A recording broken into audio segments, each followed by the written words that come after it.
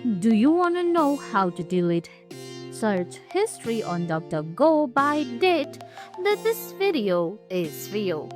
Hey guys, welcome back to our channel Quick Guide. On today's video, I'm going to show you how to do it step by step, so let's get started. First of all, go ahead and launch the DuckDuckGo app. Once you do that, on the top right corner of your screen, you'll see a 3-dot menu. Tap on it. Now you're gonna have to look for the history option. Select history option from there, then tap on show all history.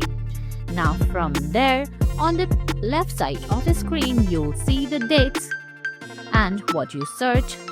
Just hover over those dates.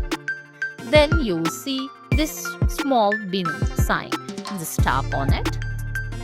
Then select delete. And guys, that's it.